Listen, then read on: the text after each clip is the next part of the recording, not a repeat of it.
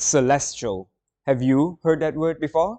Well, I have, and it means heavenly or divine, and I learnt it from this book. A very good day to the honorable judges. My name is Adrian Raj from SMK Chotmin KEB 5025, and today I'll be doing a book review on a book which I've read quite recently. This book is entitled Percy Jackson and the Sea of Monsters by Rick Riordan. It has a total of 258 pages with a variety of illustrations. Before I continue with the synopsis of this book, I would like to give you two main reasons on why I chose this book in the first place. The first being its physical features. As you can see, the cover of this book is absolutely phenomenal. It showcases the main character, Percy Jackson, surrounded by this huge gush of waves. When I first saw this book, I was intrigued. I felt like I needed to know what was going on within these pages. The second reason why I chose this book is because of its storyline. This book's storyline is based on Greek mythology, meaning it's based on the gods, such as Zeus, Poseidon, and Hades, as well as the goddesses, such as Athena, Circe, and Irene, as well as the mythical creatures, such as Medusa, Cyclopses, and Satyrs. I truly believe that by reading this book, my understanding on Greek mythology gets to be enhanced in a more creative and fun way. Now, on to the synopsis.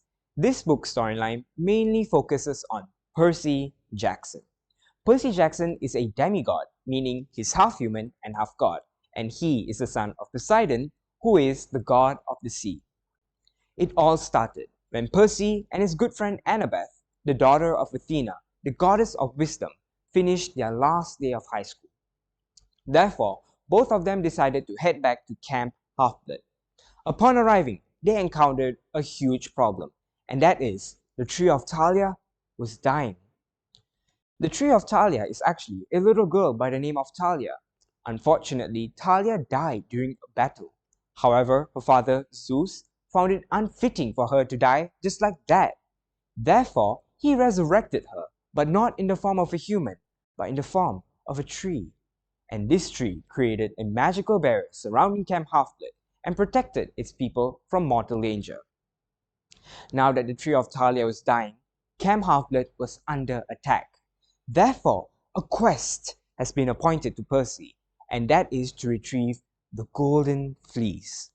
The Golden Fleece is a legendary fleece which is said to be able to cure anyone and anything that it touches.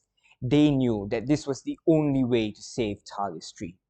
Therefore, Percy, Annabeth, and Clarice, the daughter of Ares, the god of war, set out on an amazing adventure to retrieve the Golden Fleece.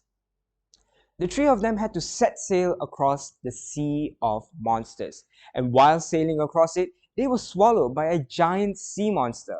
But thankfully, they were able to put their wits together in order to get out of the sea monster's belly before becoming sea monster food. Now, they have arrived at Circeland. Circeland is the place where the Golden Fleece was said to be laid. However, the Golden Fleece was protected by Polyphemus. Polyphemus is a cyclops, meaning he's a giant creature with one eye in the middle of his head. Therefore, Percy had to slay Polyphemus in order to retrieve the Golden Fleece. Now, they finally retrieved the Golden Fleece, and they laid it on Thalia's tree, and thankfully, everyone was saved. However, you didn't think this was the end of the story, did you? It turns out the Golden Fleece was way too powerful. Not only did it save Thalia's tree, it brought Thalia back to life. This actually contradicts a prophecy, which is said that one child of the big three gods, Zeus, Poseidon, or Hades, was going to betray the entire human race. Now, we are left with a question. Who could it be? Could it be Percy or could it be Thalia? I guess we'll have to find out in the next book. And that is all for the synopsis. Now, on to the moral values I've learned from this book. One of the values I've learned from this book is the true meaning of leadership. One example I would love to use is Percy. I could see Percy being a huge leader because he remained calm and resilient even though he was swallowed by a giant sea monster. I truly believe that being calm and just keeping things under control really proves that you are a perfect leader. And a true leader thinks not only for themselves but for the entire team. I could see how determined Percy was trying to get his friends to safety. And I truly learned a good thing from him because I've learned to put others first rather than myself. The second reason why I would love to promote this book is because of its storyline. This book storyline has a lot of imagination levels.